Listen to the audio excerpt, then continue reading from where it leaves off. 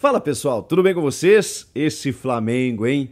Vai vencendo os seus jogos, vai escalando a tabela e o Dorival Júnior vai ganhando opções.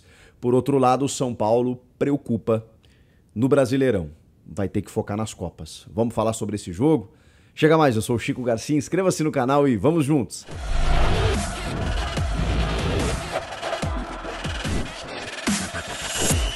Pessoal, desculpa o atraso, eu tava de folga, né? Sou filho de Deus também, mas acompanhei esse São Paulo e Flamengo que aconteceu no estádio do Morumbi, 2-0 pro Rubro Negro, e quero falar a respeito desse jogo, mas também projetar o futuro das duas equipes, porque a gente tá vendo momentos bem distintos, né? O Flamengo tá numa ascensão espetacular, daquelas que a gente já viu esse Flamengo como em 2019, um time que no segundo semestre cresceu muito desde a chegada do Jorge Jesus. No caso do Dorival Júnior é impressionante, cara, a mudança drástica que ele conseguiu no elenco. Dorival sempre foi muito bom técnico, mas talvez a gente tenha o colocado num patamar assim acima quando ele comanda aquele Santos de 2010 jogando brilhantemente, e muitos creditavam o sucesso daquele Santos à qualidade dos jogadores, porque realmente Paulo Henrique Ganso e o Neymar destruíam, e não eram só eles, né? Tinha o Arouca, tinha muito jogador bom, de altíssimo nível naquele time. Mas o Dorival tinha o talento e o mérito de propiciar isso. Ele nos contou recentemente, foi lá no meu podcast com o Denilson Show, que nos treinamentos, nos primeiros treinamentos, ele pensou, ele se espantou com a qualidade técnica da troca de passes dos jogadores, da sintonia e o entrosamento entre eles, que ele pensou, olha, eu acho que dessa vez a gente vai ganhar alguma coisa aqui, porque ele viu ali que tinha um time diferente. E quando ele chega no Flamengo, segundo ele, com uma dívida que ele tinha lá em 2018, pré-Flamengo 2019, né? Ele fica só a reta final do campeonato, e aí o Flamengo chama, não é só uma dívida que ele tinha com o Flamengo, também era uma necessidade de dizer o seguinte, poxa, eu vi como estava esse Flamengo antes da era vitoriosa, e não tive a possibilidade de trabalhar com esses grandes jogadores que lá estão hoje. Então ele também tem a chance de ser campeão, né? Há uma tendência muito grande do Flamengo ser campeão de alguma coisa. E ele está conseguindo isso. Porque não foi só com as peças que hoje estão. Ele conseguiu fazer uma manobra interessante para explorar Pedro e Gabigol juntos, de botar um meio de campo muito móvel com o João Gomes e o Thiago Maia, e ele vem ganhando reforços de um nível absurdo, como o Arturo Vidal, Everton Cebolinha e agora o Oscar que está para chegar. Sem falar os meninos como o Vitor Hugo e o Lázaro, o Marinho que já estava lá, é muita qualidade, gente. E você administrar isso não é fácil, tá? Mas o Dorival fez isso naquele Santos, e isso tem 12 anos. E ele sempre teve trabalhos longevos no Inter, no São Paulo, e é um cara que está sendo muito inteligente, porque ele tá ganhando cada vez mais opções. Ele começou com o Diego, gente, de primeiro volante no jogo, para preservar o Gomes e o Thiago. E aí quando ele já tá vencendo por 1-0, numa jogada do Vitor Hugo com o Lázaro, que ele começa o jogo com 6 minutos já com 1-0, ele dá mais razão ainda para a preservação que ele tá fazendo no time, pensando obviamente no Corinthians agora na terça-feira. Só que aí, cara, cada vez que ele vai fazer uma troca, como por exemplo aconteceu há 20 minutos, que ele levou o João Gomes, o Thiago Maia e o Gabigol a campo. Quando aqueles três pararam ali na beira do gramado, eu pensei, rapaz do céu, o Rogério Ceni tá tendo que preservar também, porque não tem como, né? Ele vai ter Sul-Americana agora, um jogo difícil contra o Ceará, na quarta-feira, que ele vai ter que jogar no Castelão lá, tem uma vantagem de um gol, mas é um jogo complicado, e o elenco dele é muito curto, né? Tem jogador que chegou ontem, como é o caso do Marcos Guilherme, do Galopo, no Flamengo também, mas enfim, quando você coloca esses caras no segundo tempo, eu falei, cara, olha só, ele vai reforçar o time com o João Gomes, o Thiago Maia e o Gabigol. Obviamente ele pensou assim, bom, agora eu vou pra cima, eu vou garantir esse resultado, essa vitória, porque o Flamengo também se descuidou muito tempo do Brasileiro, né? E agora tá recuperando.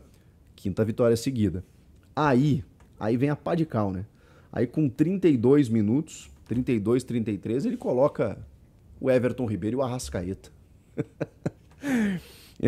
Ele começou, só pra gente pontuar, com o Santos no gol, né? O Mateuzinho na direita, porque o Rodinei deu uma descansada, o Rodinei tá numa fase espetacular. A dupla de zaga reserva dele, Fabrício, Bruno e Pablo, porque o Léo Pereira e o Davi Luiz jogam, né, entre os titulares. Ayrton Lucas na esquerda, que tá jogando muito bem.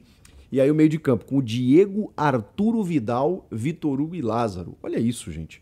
E aí o Marinho e o Cebolinha. Time reserva do Flamengo. E aí entrou toda essa turma aí que eu já falei pra vocês para dar aquele sprint final. O São Paulo, com muitas dificuldades de elenco, o Rogério disse que já tinha previsto, por exemplo, que o Miranda jogava 45 minutos. E aí ele colocou o Diego Costa. Ele mudou o esquema dele, né? Ele teve que fazer uma linha de 4, apenas com o Miranda e o Léo, depois entrou o Diego Costa.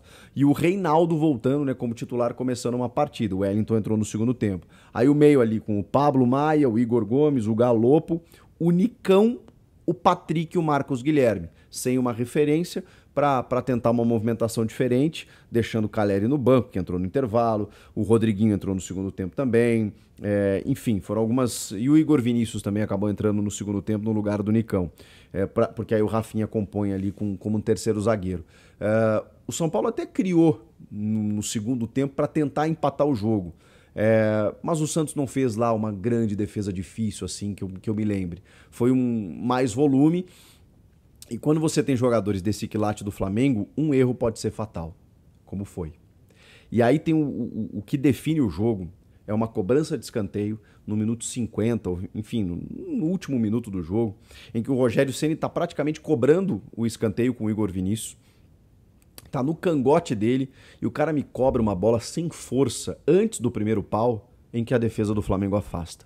Essa bola, você tem que jogar lá no meio da área, pra confusão, entendeu? Joga na bagunça pra ver se alguma coisa acontece. O cara não teve nem força pra cobrar no primeiro pau. A defesa do Flamengo afastou. Aí o Rodriguinho foi sair jogando e perdeu a bola. 2 erros sequenciais. E quando a bola sai, porque aí depois do escanteio a bola sai pela lateral. O Rogério Ceni tá quase lá na linha de fundo, né? Entregando a bola pro Igor Vinícius do tipo assim, vamos que ainda dá tempo. Aí cobra o lateral, o Rodriguinho sai jogando, erra, arma o contra-ataque, gol do Gabigol. Cara, e quando dá o contra-ataque, o Gabigol tá correndo pela direita, tem 3 jogadores do Flamengo que ele poderia escolher pra quem tocar. Foi fominha. Foi. Mas resolveu, né? Decidiu. E aí fazer o quê? E ainda comemorou provocando o Reinaldo. É esse Flamengo assustador que promete na temporada, que vai encarar o Corinthians na terça já com uma vantagem de 2-0, que tem o Atlético Paranaense na Copa do Brasil depois, e esse jogo é um pouquinho mais difícil, porque o Furacão tá embalado, e foi 0-0 nesse primeiro jogo no Maracanã, agora vai ser na Arena da Baixada, mas conquistou a 5ª vitória seguida, só não é o 4º, só não tá no G4, porque o Atlético Paranaense venceu o Galo. Então é 5º com 36 pontos. Tá 9 do Palmeiras. Será que dá pro título? Tem muita coisa para acontecer ainda, mas como eu disse, o Flamengo perdeu muito tempo no Brasileiro. Mas descartar também, acho que não dá. O São Paulo, por outro lado, 26 pontos, 6 jogos sem vencer no Brasileiro, 4 empates e 2 derrotas, e com isso está a 5 pontinhos do Fortaleza, o primeiro da zona. É uma preocupação, porque obviamente o São Paulo vai focar nas Copas, tem o Ceará, depois tem a Copa do Brasil, tem o América Mineiro, que também tem uma vantagem de 1-0, mas não pode descuidar do Brasileiro. É um campeonato muito perigoso e eu entendo o Rogério quando ele diz que o elenco dele é curto, mas não pode desperdiçar tantos pontos assim no Brasileirão, porque ali na frente a cobrança vem. E aí, gente, o que vocês acharam desse jogo e a perspectiva dos dois daqui pra frente? Comenta aqui, inscreva-se no canal e eu volto na próxima. Tchau!